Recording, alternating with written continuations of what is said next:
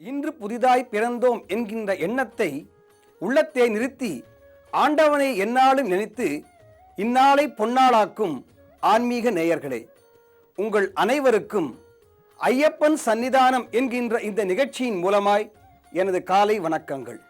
பக்தி மார்க்கத்தின் மிகச்சிறந்த அங்கமாக சொல்லப்படுவது தீர்த்த யாத்திரை என்பது. அந்த தீர்த்த யாத்திரை என்பதைத்தான் ஐயப்ப பக்தர்கள் சபரிமலை யாத்திரை என்பதாக மேற்கொண்டு ஐயனை வழிபட்டு வருகிறார்கள். மற்ற தீர்த்த யாத்திரைகளை விட இந்த சபரிமலை யாத்திரைக்கு இருக்கக்கூடிய விசேஷம் என்னவென்றால் இருமுடி தாங்கி செல்வது என்பது. இந்த இருமுடி என்பதன் உயர்ந்த தத்துவத்தை உணர்ந்தால் நமக்கு மேனிமை சிலிர்க்கும். காரணம், ஒன்று ஜீவிதர்களுக்கான தீவனப்பை, மற்றொன்று தெய்வத்திற்கான நிவேதனப்பை. இவை இரண்டையும் இணைக்கின்ற அந்த கயிறு பந்தம் என்பதான ஒரு கயிறு. இறைவனுக்கும் நமக்கும் இடையே இருக்கக்கூடிய சம்பந்தம் என்பதை காட்டுவதுதான் அந்த முடிச்சு என்பது. ஆனால் இந்த இரண்டு பைகளையும் சேர்த்து மறைக்கின்ற அந்த போர்வைதான் மாயை என்பது.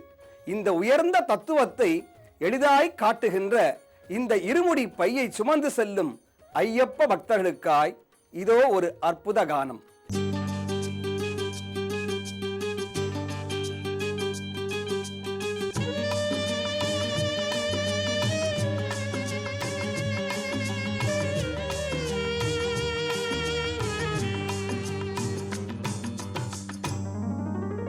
ஜீவன் என்பது உள்ளவரை என் நெஞ்சம் வணங்கும் சபரிமலை.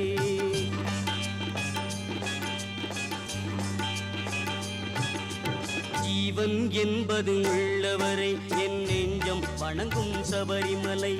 ஹரிகரன் புகழை பாடும் வரை வாழ்வினில் தோன்றும் சாந்த நிலை.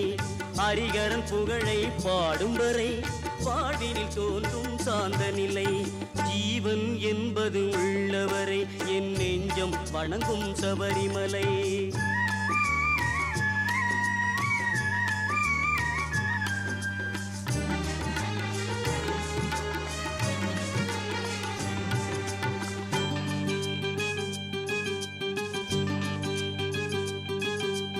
கார்த்திகை தோறும் மாலை அணிந்து 40 நாளும் நோன்பும் இருந்து நாவில் ஐயன் நாமம் பொழிந்து நடந்தே சென்று கோவில் அடைந்து இருமுடி சேர்த்தேன் அவனிடத்தில், ஒளிமழை தந்தான் என்னிடத்தில். இருமுடி சேர்த்தேன் அவனிடத்தில், ஒளிமழை தந்தான் என்னிடத்தில். ஜீவன் என்பது உள்ளவரை என் நெஞ்சம் வணங்கும் சபரிமலை.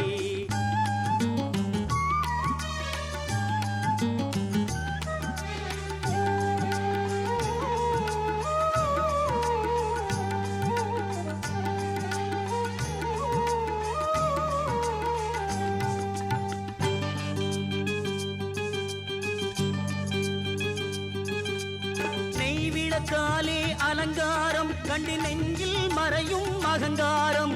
நெய்விளக்காலே அலங்காரம் கண்டு நெஞ்சில் மறையும் அகங்காரம். சரணம் என்னும் ஓங்காரம், ஓங்கார ஸ்வரூபனே சரணமையப்போ.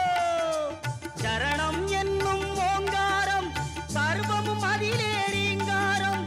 ஆசையில் மோதும் அணையாவும் ஜோதியை கண்டால் தெளிவாகும், மகர ஜோதியை கண்டால் தெளிவாகும். ஜீவன் என்பது உள்ளவரை என் நெஞ்சம் வணங்கும் சபரிமலை.